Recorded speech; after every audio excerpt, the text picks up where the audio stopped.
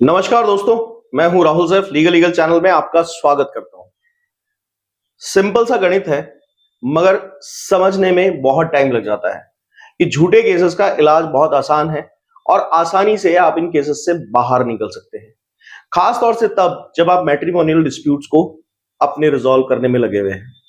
पर होता क्या है, जब तक आप समझते हैं तो बहुत सारा पैसा और टाइम खर्च कर चुके होते हैं। तो यहां पर यह सबसे ज्यादा जरूरी है कि मैं हमेशा जोर देता हूं कि आप अपने अधिकारों की सुरक्षा तभी कर सकते हैं जब आप उन्हें डिटेल में जाके खुद देखें, और देखने के लिए पढ़ना पड़ता है। तो मैं जितनी कोशिश कर सकता हूं अपने वीडियोस के थ्रू आपको अवेयर करने के लिए, जागरूक करने के लिए पूरी कोशिश करता हूं, पर फिर भी आप अपने आप को कुछ ना कुछ चीजों के साथ एंगेज रखें, खास तौर से कुछ अच्छे लैंडमार्क जजमेंट्स के साथ। आज मैं एक बहुत बड़े लैंडमार्क जजमेंट, जो कि ना केवल 490 डे की गिरफ्तारी को रोकने में कारगर रहा, क्योंकि आपको शायद पता है आज तक भी लोगों में खौफ है कि 490 डे में झूठी गिरफ्तारियां हो जाती थी और होती भी हैं, अभी भी कई बार इलीगल तरीके से हो जाती हैं। अगर ऐसी सूरत बन रही है तो प्लीज आप ध्यान रखें कि आज ये जो वीडियो है यह आपको बहुत फायदा देगा।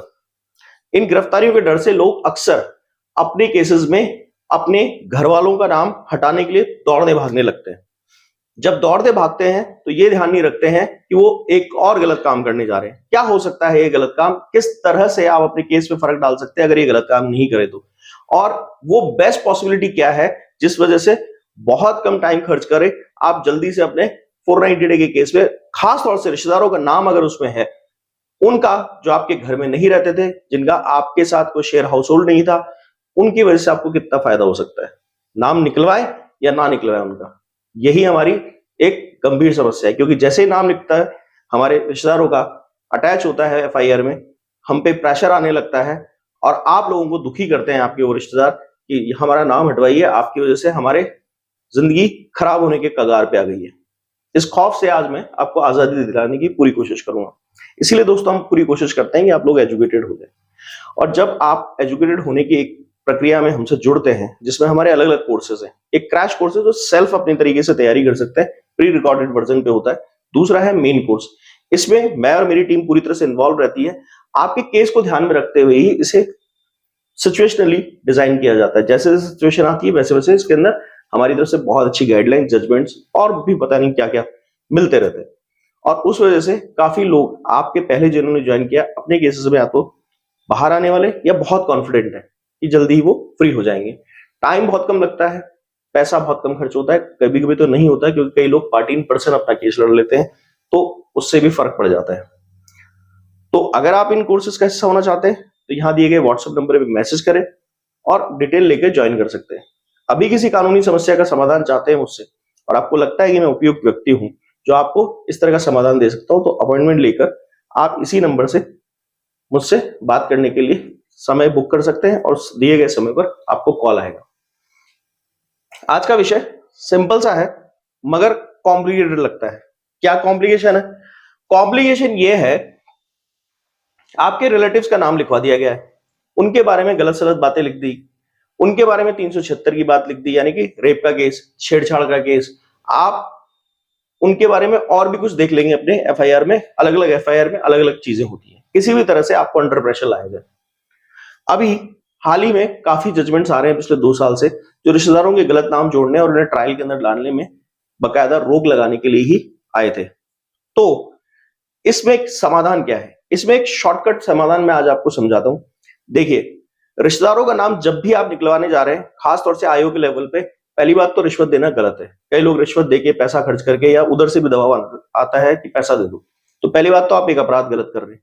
दूसरी चीज कि अगर नाम हटवा भी लिया तो लड़की उसको दोबारा जुड़वा देगी ट्रायल कोर्ट में कि देखिए साहब, आईओ साहब के साथ इन्होंने मिली भगत कर ली और मेरे पास जो है जेन्युइन कुछ बातें थी, और ना भी थी तो ट्रायल कोर्ट अक्सर कई बार बायस भी देखे गए। इसमें कोई शक वाली बात नहीं है कि 30-40% केसेस में वो अपना पक्षपातपूर्ण रवैया भी दिखा देते हैं महिलाओं के प्रति झुकाव के कारण।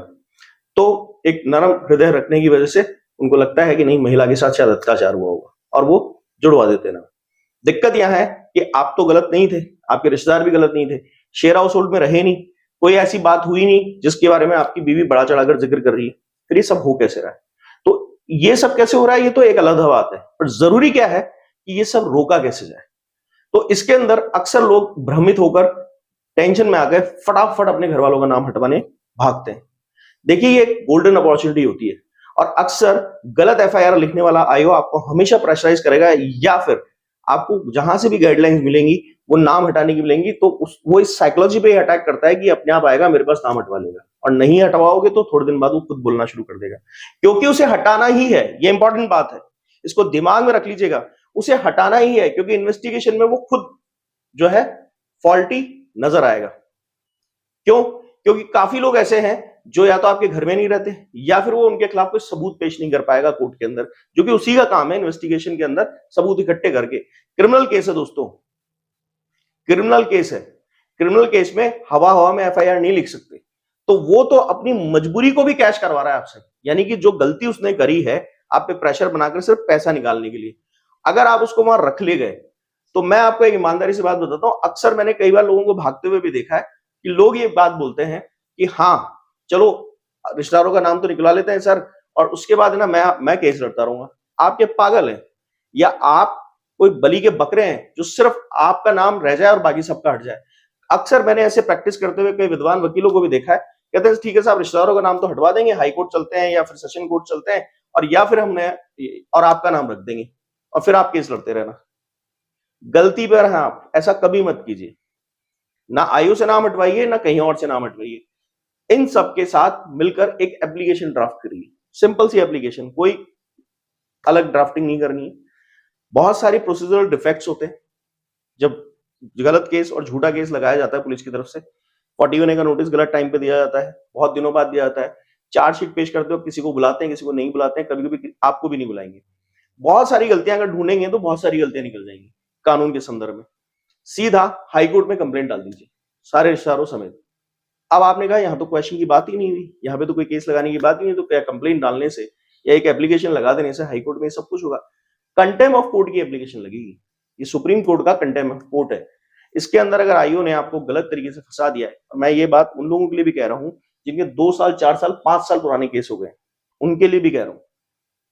अनिश कुमार की साफ साफ गाइडलाइंस है कि अगर इस तरह के बिना एविडेंस इकट्ठे करे केस को, या जो भी जरूरी काम है इन्वेस्टिगेशन से लेके 41A के नोटिस को सर्व करने तक, उसमें अगर उसके बीच में कोई भी कमी रह गई है तो आप बकायदा कंटेम्प्ट ऑफ कोर्ट में जा सकते हैं।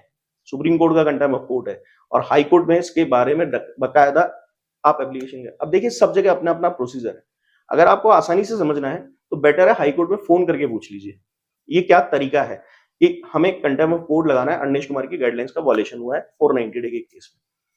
वहां पर जो भी अधिकारी होते हैं अच्छा गाइड करते हैं, समझा देते हैं, तब जाकर रवाना हुई अपने हाई कोर्ट के लिए, जो भी आपका स्टेट हाई कोर्ट है वहां जाइए और पहुंचकर वहां पर बकायदा इसको करिए।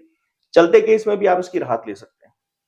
अगर बीच में आपने एविडेंस दिए थे या आपने प्रोवाइड कराए आयोग और उसने काम में नहीं लिए और डायरेक्ट आपका केस लगा दिया, तो भी आपको बहुत फायदा होगा। और अगर नहीं किया है तो अब अपने एविडेंस के साथ जाइएगा, एविडेंस दिखाइएगा कि मेरे कोई रिश्तेदार मेरे साथ नहीं रहते, मेरी बीवी बहुत सुख से गई थी, मैंने एसएमएस और चैट और कॉल पे उससे बात करता रहा, पता नहीं एकदम से उसको क्या हुआ और उसने फिर मुझ पे और मेरी फैमिली पे केस लगा दिया। या कोई भी आपके पास सीसीटीवी फुटेज हो जिसके अंदर साफ दिख रहा हो आपकी बीवी आराम से गई है, कोई मारपीट के नहीं निकाला गया, या कोई भी उसका सेल्फ कन्फेशन हो, कुछ भी हो, वो जो भी सबूत आपके पास हो वहां जरूर दिखाइएगा। एक बात हमेशा ध्यान रखिएगा, इस एप्लीकेशन को बिना एविडेंस के अगर आपने लगा दिया तो इस एप्लीकेशन में वो दम नहीं आएगा, कोई फायदा नहीं होगा। एविडेंस चाहे आपकी इन्वेस्टिगेशन फॉल्टी है उसका भी लगा सकते हैं अगर आपके पास ज्यादा से ज्यादा कोई एविडेंस नहीं है। एविडेंस में Anish Kumar versus state of Bihar की गाइडलाइंस अगर नहीं फॉलो हुई है तो आप पुलिस की गलतियों का ही एविडेंस बना के लगा दीजिए, तब भी काम चल जाएगा।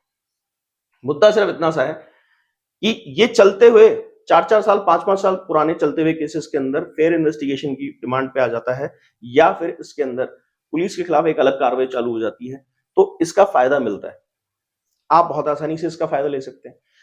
फ्यूचर में आपकी क्वैशिंग बहुत आसान हो जाएगी, क्योंकि आपके वो रिश्तेदार इसमें केस में लगातार शामिल हैं जिन रिश्तेदारों को बेसिकली आप प्रॉब्लम में पा रहे हैं। हाँ, ये मैं थोड़ा सा बीच में और बता देता हूँ।